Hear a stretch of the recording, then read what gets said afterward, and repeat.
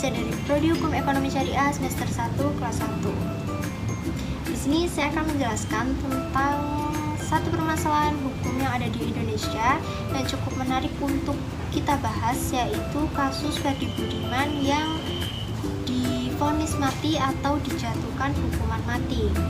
Isu hukuman yang dijatuhkan kepada Ferdy Budiman sebagai bandar narkoba kelas kakap sudah tidak asing lagi dibicarakan di media. Peredaran narkoba yang juga menyeret sejumlah anggota Polri, terutama Irjen Minahasa yang juga ikut terseret dalam kasus ini. Pada tahun 1997, Ferdy Budiman terlibat dalam kasus narkoba pertamanya hingga terjerat ke Lembaga Permasyarakatan Cipinang. Ferdy Budiman memulai bisnisnya pada tahun 2009. Tidak lama kemudian aparat berhasil mencium jejak bisnis Ferdy Budiman hingga melakukan penyelidikan ke kediamannya dengan menemukan 500 gram sabu-sabu, sehingga Ferdy Budiman diganjar 3 tahun 4 bulan penjara.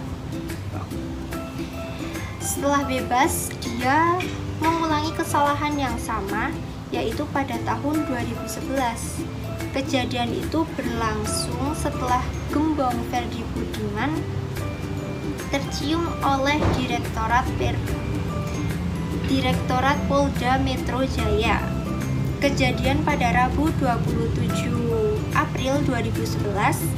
Penangkapan terjadi di Jalan Benyamin Sueb, di mana polisi menembak ban mobil milik Ferdy Budiman dan kaca mobilnya. Lalu Ferdy Budiman keluar karena sempat mengelak untuk ditangkap oleh pihak yang berwajib.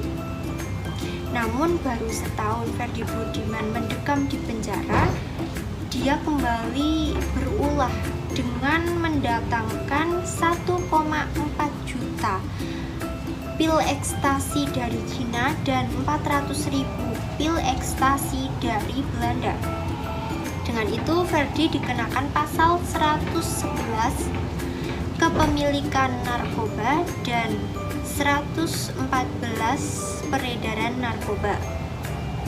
Dan akhirnya Ferdy Budiman dijatuhkan hukuman mati oleh majelis hakim karena barang bukti sangatlah kuat dan itu sudah lebih dari cukup untuk menjeratnya ke penjara. Pada tahun 2016 Jumat 29 Juli pukul 12.45 waktu Indonesia Barat, Ferdy Budiman dieksekusi mati di Nusa Kambangan, Cilacap, Jawa Tengah. Ia merupakan salah satu dari 4 orang yang ditembak mati yang terlibat kasus narkoba. 3 orang lain yang dieksekusi setelah dirinya merupakan warga negara asing. Dalam kasus ini kita perlu menganalisis lebih dalam. Yang pertama ada subjek hukum. Subjek hukumnya itu sendiri adalah Ferdy Budiman.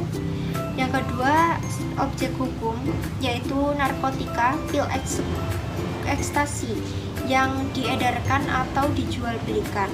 Yang ketiga peristiwa hukum, peredaran narkoba dengan membuat pabrik sabu yang dijatuhkan hukuman sesuai pasal 111 kepemilikan narkoba dan pasal 114 sebagai pengedar narkoba.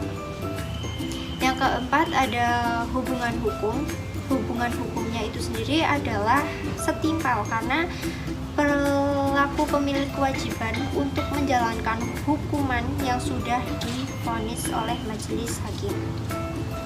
Lalu yang terakhir adalah kaidah hukum dan kaidah sosial apa saja yang harus diterapkan pada kasus ini. Yang pertama ada kaidah hukum. Kaidah hukum adalah divonisnya Ferdy Budiman dengan hukuman mati pada sisi hukum yang sudah divonis atau ditentukan. Yang terakhir ada kaidah sosial. Kaidah sosialnya adalah jika Ferdy Budiman tidak melakukan kesalahan yang sama, maka majelis hakim bisa mencabut hukuman hukuman mati dan digantikan menjadi penjara seumur hidup atau 20 tahun penjara. Cukup sekian, terima kasih. Wassalamualaikum warahmatullahi wabarakatuh.